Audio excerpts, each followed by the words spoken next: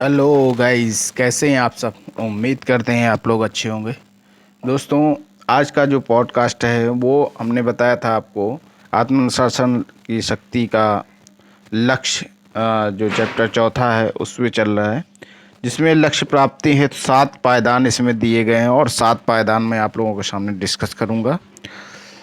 7 सरल पायदान हैं जिन पर चढ़ करके आप ज़्यादा तरीके से, ज़्यादा तेज़ी से लक्ष्य तय कर सकते हैं और उन्हें साकार भी कर सकते हैं। लक्ष्य प्राप्त करने की ज़्यादा और जटिल विधियां भी होती हैं, लेकिन 7 पायदान की इस विधि से आप पहले 10 गुना ज़्यादा प्राप्त कर लेंगे और उम्मीद से ज़्यादा तेज़ी से प्राप्त करेंगे। तो ये पायदान जो हैं वो मैं आप लोगों के सामने एक एक करके मैं रखूँगा और स्पष्ट होता रहेगा कि आपको कैसे आप उन पायदान पर अपने आप को आगे ले जाएं। तो नंबर 1 पायदान है, यह तय करें कि आप वास्तव में क्या चाहते हैं।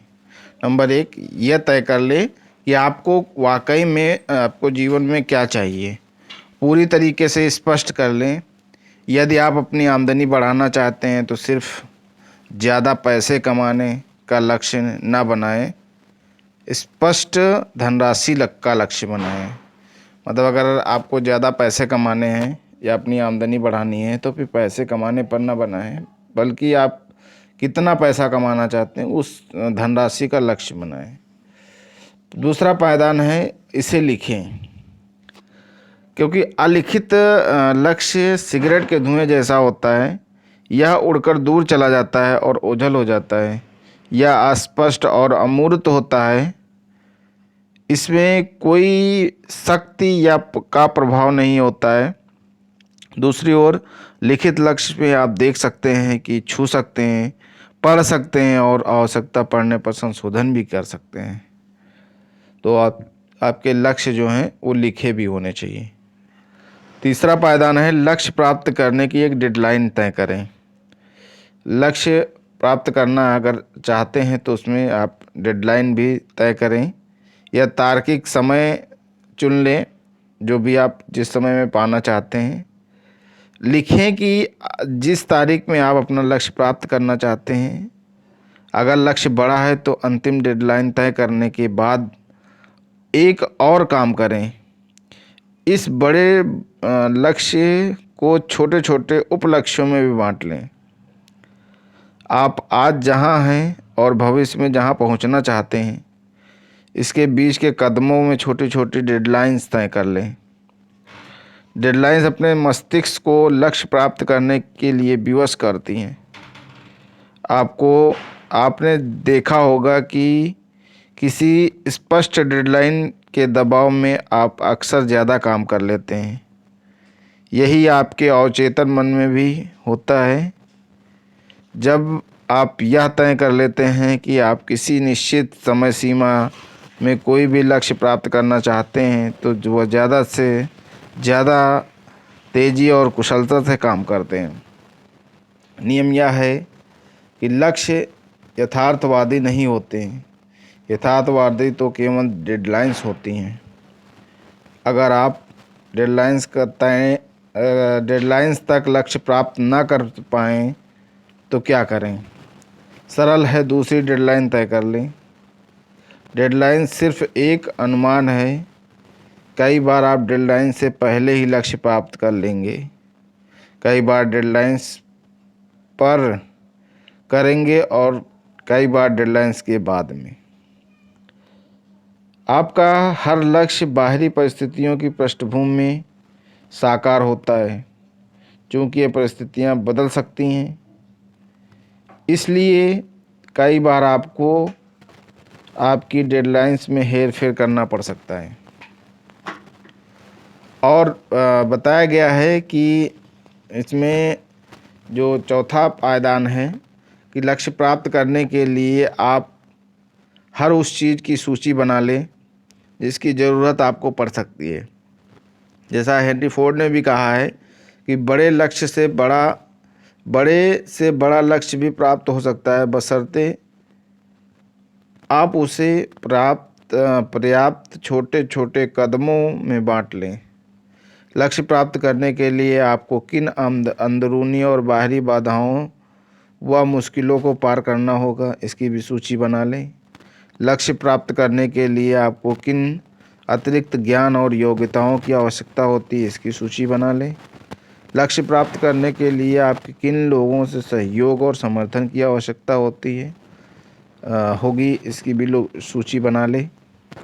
लक्ष्य प्राप्त करने के लिए आपको क्या क्या करना होगा, हर उस काम की सूची बना लें। फिर दिमाग में आने वाले नए कामों, जिम्मेदारियों और की भी नई सूची में जोड़ते चलें। तब तक लिखते रहें जब तक कि आप उसे सूची पूरी न हो जाए। तो पांचवा है कि क्रम और प्राथमिकता दोनों के आधार पर सूची को जमा कर लें। क्रमबद्ध सूची बनाने के लिए यह निर्णय लेना जरूरी है कि सबसे पहले कौन सा काम करना है और कौन सा दूसरे नंबर पे और कौन सा उसके बाद में। दूसरी ओर प्राथमिकता के आधार पर व्यवस्थित सूची में आप यह तय कर लें कि ज़्यादा महत्वपूर्ण क्या है और कम महत्वपूर्ण क्या है। कई बार क्रम और प्राथमिकता समान होती है, लेकिन प्रायः ऐसा नहीं होता है। उदाहरण के लिए, यदि आप कोई भी विशेष व्यवसाय शुरू करना चाहते हैं तो क्रम के हिसाब से पहला काम आए और संबंधित कोई भी पुस्तक खरीदना या कोर्स करना हो सकता है। लेकिन आपके लिए सबसे महत्वपूर्ण यह है पूर्ण मार्केट रिसर्च पर आधारित बिजनेस प्लान बनाना। जिसका इस्तेमाल करके आप सारे आवश्यक संसाधन जुटा सकें और मनचाहा व्यवसाय शुरू कर सकें। छठा पायदान है कि आप अपनी योजना पर तत्काल कार्य शुरू कर दें। पहला कदम उठाएं, फिर दूसरा कदम उठाएं और फिर तीसरा। चल पड़ें, जुट जाएं। तेज़ी से कार्य करें, देर ना करें। याद रखें, टाल मटोल ना करें। समय चुराती है, समय या जीवन भी चुराती है। जीवन में सफल और असफल लोगों को बीच में केवल एक ही अंतर होता है। विजेता कदम उठा लेते हैं, वे कर्म केंद्रित करते हैं। जैसा स्टार ट्रेक ने भी कहा है कि साहस के साथ वहाँ जाते हैं जहाँ कोई इंसान भी कभी नहीं गया। विजेता कभी भी किसी भी गारंटी के बिना काम शुरू करने के लिए इच्छुक होते हैं। वे असफलता और निराशा से नहीं घबराते हैं। वे हमेशा कर्म करने के लिए उद्यत रहते हैं। सतवां और अंतिम जो आपका पायदान है, जिसमें से बताया गया है कि हर उस कार्य को करें जो आपको आपके प्रमुख लक्ष्य की दिशा में ले जाए। यह सफलता सुनिश्चित करने के लिए बहुत ही महत्वपूर्ण है। कोई ना कोई कार्य करें। सप्ताह में 7 दिन, हर साल 365 दिन कोई ऐसा कार्य करें जो आपके अपने लक्ष्य के लिए कदम करीब ले जाए। जब आप अपने लक्ष्य की दिशा में हर दिन कदम उठाते हैं तो आप लक्ष्य भी तय कर लेते हैं। लक्ष्य भी तय लय में आ जाते हैं। निरंतर आगे बढ़ने की लय और गति से आपकी प्रेरणा मिलती रहती है, प्रोत्साहन मिलता है और ऊर्जा मिलती है। जब लय बन जाती है तो लक्ष्य की दिशा में कदम ज़्यादा उठाना आसान हो जाता है। कुछ ही समय में अपने लक्ष्य तय करने और लक्ष्य प्राप्त करने का अनुशासन आ जाता है। जल्द ही यह कार्य आसान और स्वचालित हो जाता है। आप हर वक्त अपने लक्ष्य की दिशा में काम करने की आदत और अनुशासन विकसित कर लेंगे।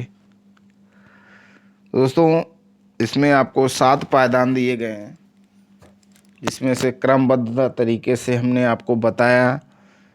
इस पॉडकास्ट को बहुत ही इम्पोर्टेंट है, आप इसको ज़रूर से ज़रूर एक बार दोबारा से सुनिएगा, क्योंकि कोई भी लक्ष्य प्राप्त करना चाहते हैं तो उसके लिए जो क्रमबद्ध तरीके से अगर हम काम करते हैं तो निश्चित ही वो सफलता प्राप्त होती है और वो लक्ष्य जो हम तय किए होते हैं उसको ज़रूर मिलता है। तो इसी तरीके से पॉडकास्ट को हम नेक्स्ट पॉडकास्ट में आप लोगों को 10 लक्ष्यों का अभ्यास भी करने के लिए एक बताएंगे, जिसमें से बहुत सी चीज़ें ऐसी हैं जो कि आपके लिए काफ़ी अच्छी हो सकती हैं। तो मिलते हैं नेक्स्ट पॉडकास्ट के साथ में। तब तक के लिए अगर आपने चैनल को सब्सक्राइब नहीं किया सब्सक्राइब कर लें। मिलते हैं नेक्स्ट पॉडकास्ट में, तब तक के लिए धन्यवाद।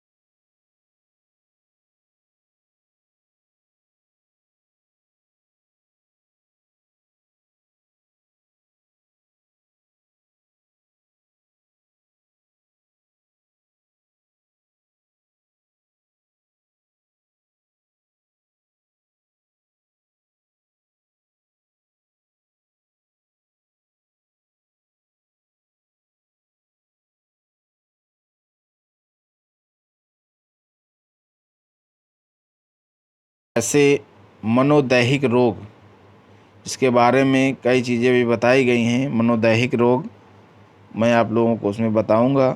और इस पॉडकास्ट को आप लोगों को अच्छा लगा तो कमेंट कर जरूर करिएगा, लाइक करिएगा, शेयर करिएगा। मिलते हैं नेक्स्ट वीडियो में, तब तक के लिए जय हिंद।